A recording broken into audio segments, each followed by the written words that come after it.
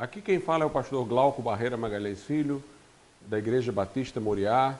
O programa que você ouve é o programa Refrigério e Paz, da Ormesse, Ordem de Ministros Evangélicos do Estado do Ceará.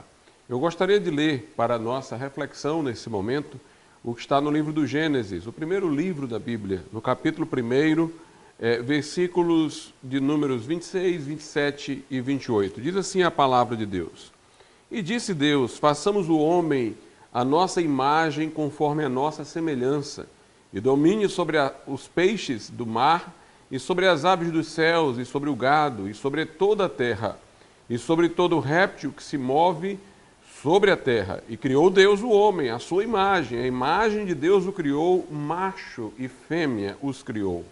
E Deus os abençoou, e Deus lhes disse, frutificai, e multiplicai-vos, e enchei a terra, e sujeitai-a, e dominai sobre os peixes do mar, sobre as aves dos céus, e sobre todo animal que se move sobre a terra. Nós vemos hoje uma sociedade emergente pós-cristã surgindo. É diferente da sociedade pagã com a qual os primeiros cristãos tiveram que lidar. Naquela sociedade pagã, onde o evangelho foi primeiramente anunciado, havia a curiosidade de saber o que os cristãos estavam pregando. Nós vemos essa curiosidade quando Paulo foi ao Areópago pregar, e muitos ali foram por curiosidade, apenas para saber o que ele ia dizer, porque estavam ali expectantes de qualquer doutrina nova para saber, para discutir. Quando Paulo entrou na sinagoga, ou quando o próprio Jesus, antes de Paulo e dos demais apóstolos, entrou numa sinagoga para expor seu pensamento, eles puderam ser ouvidos como alguém que tinha alguma coisa para transmitir, tivera uma mensagem para dar. E nós percebemos que depois houve a resistência, quer dos judeus, quer dos pagãos. E essa resistência resultou em perseguição para os cristãos. Mas havia muitos elementos de afinidade, a crença numa verdade objetiva, numa lei moral universal, a crença na existência de divindades, na necessidade de alguma forma de compensação pela culpa dos mortais, alguma sede de eternidade, uma ideia de que a vida não poderia se limitar ao tempo presente. Portanto, esses elementos eram comuns, essas preocupações eram comuns. A sociedade, porém, que vivemos hoje, pós-cristã, é uma sociedade que procura desconstruir tudo o que o cristianismo estabeleceu, inclusive aquelas coisas que também, antes do cristianismo, foram elementos de afinidade com o próprio cristianismo, a crença numa verdade objetiva, a ideia de que a vida humana tem um elemento de transcendência, a crença em divindade, a necessidade de compensação pela culpa, a responsabilização do homem no tribunal divino.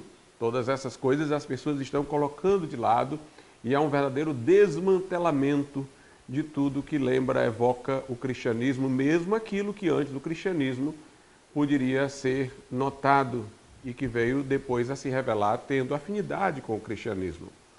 O livro do Gênesis é o primeiro livro da Bíblia, mostra a criação de Deus e como Deus criou o mundo.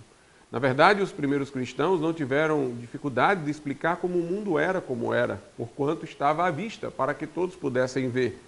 Mas os cristãos quiseram dar uma explicação do porquê o mundo era como era e de quem o fizera. Hoje em dia, as pessoas querem negar a criação, e não apenas a criação enquanto ato criador de Deus, a criação enquanto procedência do universo, de uma mente superior, mas querem negar até aquilo que é visto, até aquilo que pode ser contemplado. Nós temos aqui claramente mostrado na Bíblia, pela leitura que fizemos, que Deus, quando fez o homem, macho e fêmea os criou. Deus criou-os sexuados, distinguindo o homem da mulher. Essa distinção veio por meio do corpo físico com que cada um foi criado. Obviamente, as disposições psíquicas também acompanhavam isso. E aqui, inclusive, é dito que depois de ter criado o homem, a sua imagem e semelhança, macho e fêmea, Deus abençoou o primeiro casal e disse: frutificai, sede fecundos, enchei a terra, mostrando assim que a união que forma a família é a união entre homem e mulher, porquanto é fecunda e pode dar perpetuação à espécie, à sociedade, dentro do seio familiar, onde nascerão crianças que serão, dentro desse seio familiar, socializadas, primeiramente, preparadas para uma vida mais ampla, dentro de uma comunidade maior. Nós temos em Gênesis capítulo 2, no verso de número 24, o seguinte: portanto deixará o varão o seu pai e sua mãe, e apegar-se-á à sua mulher, e serão ambos uma carne. Então, quando aqui é mencionado o casamento, é dito que o varão vai deixar pai e mãe para se apegar à sua mulher, homem e mulher, para que sejam uma carne. Aqui há uma união caracterizada pela diversidade, homem e mulher, e logo pela complementaridade e também pela fecundidade, como já vimos. O homem que vai se apegar à sua mulher deixará pai e mãe, indicando assim que ele veio também de uma família. E os conceitos de paternidade e maternidade, vinculados obviamente a homem e mulher respectivamente, estão aqui endossados. Hoje nós temos coisas estranhíssimas sendo propagadas na sociedade, onde as pessoas estão querendo incutir ideias que vão de encontro ao senso comum, que vão em posição contrária ao registro da Bíblia, mas também à própria natureza humana. É uma tentativa de desconstruir a natureza humana e negar a criação. Obviamente que se alguém quisesse negar o cristianismo, iria procurar logo o livro do Gênesis, para negar o que seria mais básico no cristianismo, a própria ideia do Criador, a própria ideia da criação. Aí ele atingiria não apenas o cristianismo, mas toda a tradição judaico-cristã, que é ainda mais ampla. Nós devemos entender que Deus nos fez seres corpóreos. Fomos criados com um corpo físico. Fez o homem Deus do pó da terra, assoprou-lhe o espírito, e o homem, na interação do espírito que lhe foi soprado com o corpo que lhe veio da terra, tornou-se alma vivente. O homem, portanto, é esse ser composto, que tem corpo, alma e espírito. Não é ele apenas o espírito ou apenas a alma, como também não é apenas o corpo, mas a composição. Em 1 Tessalonicenses, capítulo 5, no verso 23, a Bíblia diz: e o Deus de paz vos santifique em tudo, ou seja, completamente. E o que é o tudo? O que é o ser completo do homem? Lá está dito: e o vosso espírito e alma e corpo sejam conservados irrepreensíveis para a vinda de nosso Senhor Jesus Cristo. Então, meu ser completo é espírito, alma e corpo. Quem eu sou não pode ser algo que eu possa separar da minha corporeidade, do meu corpo. Portanto, a ideia de identidade, ela depende da nossa corporeidade. Para eu formar a minha identidade, eu vou criar, obviamente, os aspectos individuais da minha personalidade. Mas esses aspectos já vão ser constituídos dentro de um limite imposto pela natureza. Ou seja, eu nasci biologicamente homem e eu, portanto, sou homem. A questão é que homem eu vou ser. A questão é como eu vou acentuar o que há de mais nobre na masculinidade. Uma mulher nasceu com seu corpo feminino, é mulher. Esse é o ponto de partida da sua identidade. Agora, a questão é que mulher ela vai ser. Como ela vai ressaltar os aspectos mais nobres da sua feminilidade.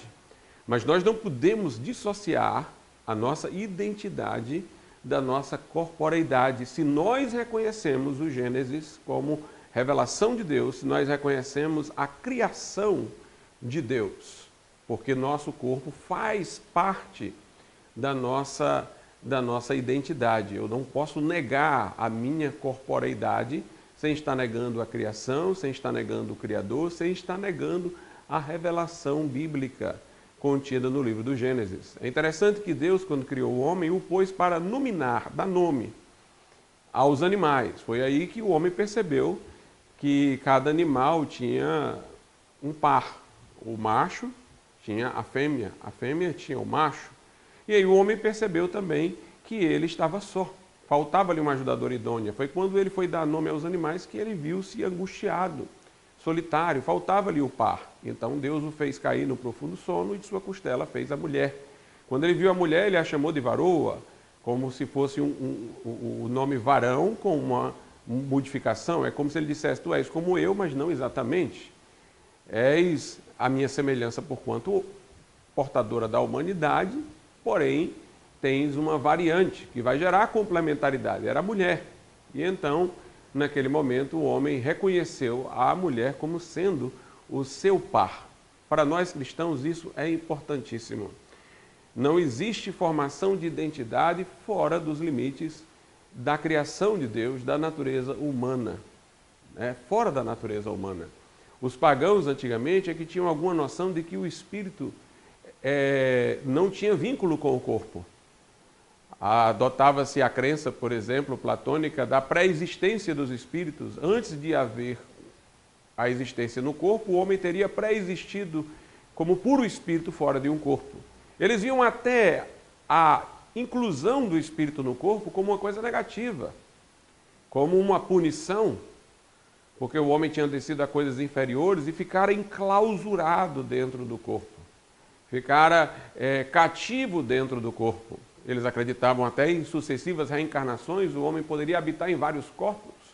E muitos acreditavam que se o homem não tivesse uma vida nobre, poderia reencarnar em animais, em outros seres, porque não havia um vínculo do verdadeiro ser humano com o seu corpo. No Espiritismo também existe isso, a possibilidade de a pessoa reencarnar em novos corpos, mas para os cristãos não.